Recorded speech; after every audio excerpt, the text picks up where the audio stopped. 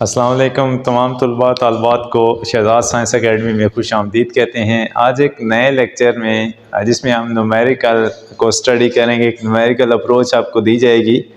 Basically एक simple सा numerical है, लेक्चर नंबर 22, जिसमें हम मोल्स को कैलकुलेट करेंगे। नंबर ऑफ़ मोल्स कैसे कैलकुलेट किए जाते हैं, ठीक है।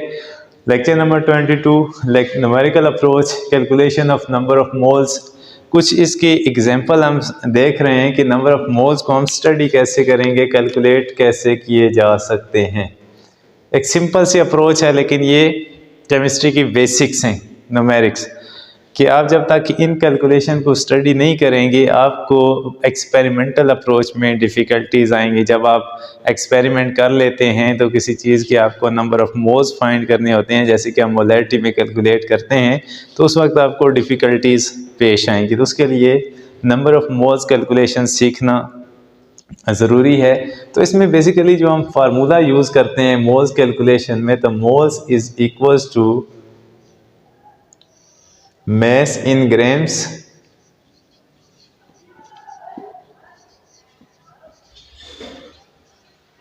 divided by molar mass। ठीक है, ये फार्मूला आपने याद रखना है, mass in grams divided by molar mass। Basically this is, इसको हम क्या लिख सकते हैं, G grams divided by molar mass. इसको हम क्या लिख सकते हैं, M, और ये क्या हो जाएगा, मोलर मैस। इसको हम याद रखने के लिए MM कर लेते हैं, ठीक है। बाज़ दफ़ा इसको कैपिटल M भी करते हैं मोलैरिटी के साथ।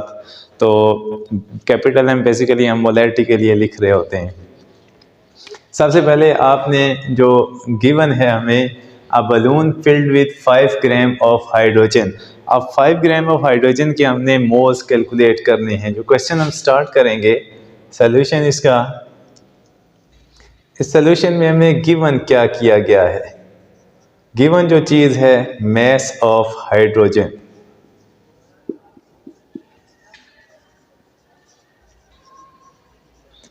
वो क्या है, दिस इज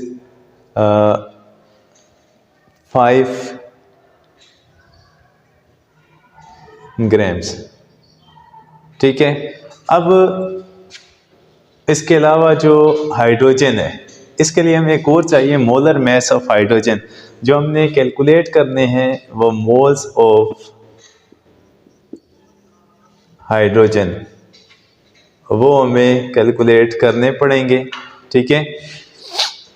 अच्छा, उसके बाद हमें रिक्वायर्ड क्या है कैलकुलेट करने के लिए। फार्मूले को अगर देखें तो ग्राम्स हमें गिवन किए गए हैं, मोलर मास कैलकुलेट करेंगे मोल्स ऑफ हाइड्रोजन, सॉरी यहाँ पे हम क्या लिख सकते हैं, this is molar mass hydrogen,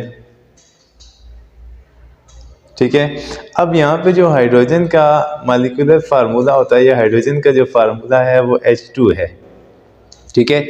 बाज़ बच्चे यहाँ पे मेजर मिस्टेक करते हैं कि वो H लगा के उसका जो मॉलिक्यूलर वेट है वो 1 लिख देते हैं या 1.008। तो ये जस्ट एटॉमिक हाइड्रोजन का मॉलिक्यूलर वेट है या मोलर मास है।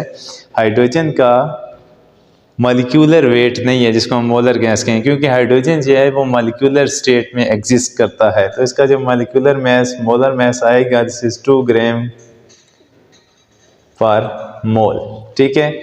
उसके बाद फार्मूले में आप पुट करेंगे तो moles is equals to mass in grams divided by molar mass. तो अगर देखा जाए तो moles is equals to mass in grams 5 divided by molar मास।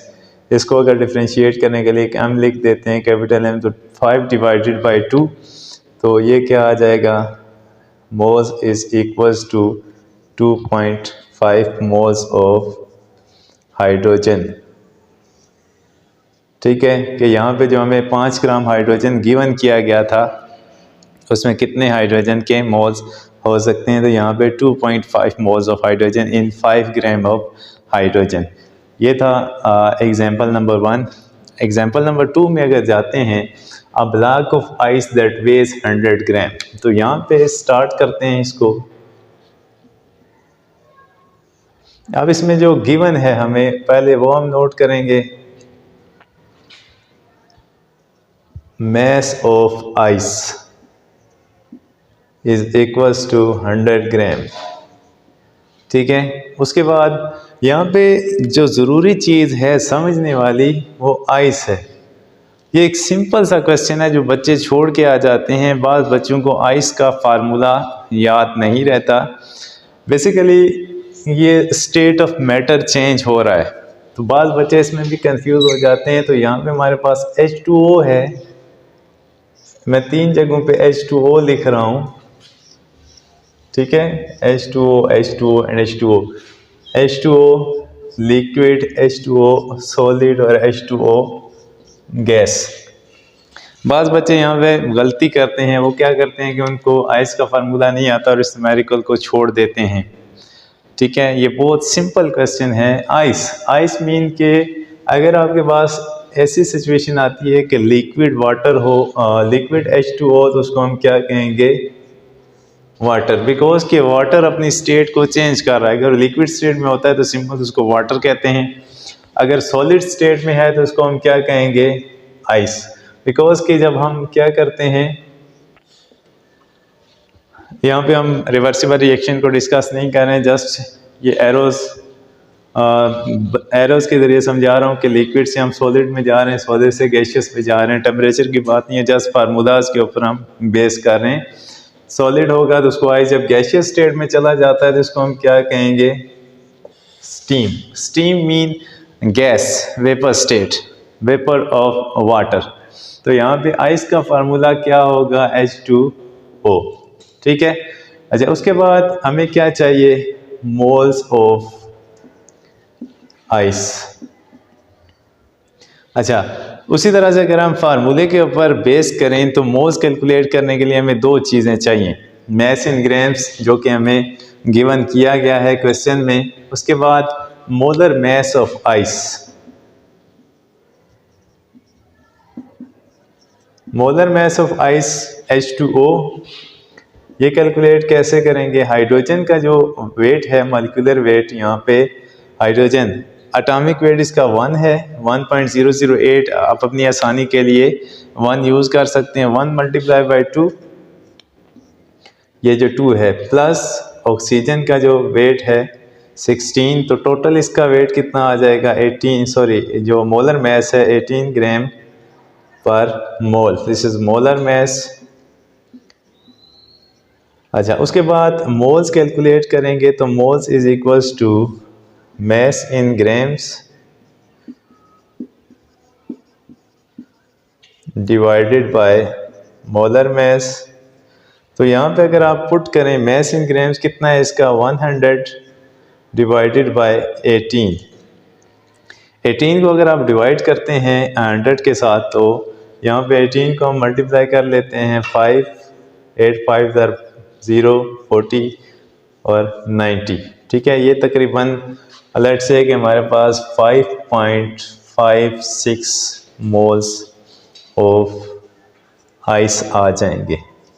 ठीक है, तो मोल्स हमारे पास कितने आ गए, in this case 5.56 moles of ice.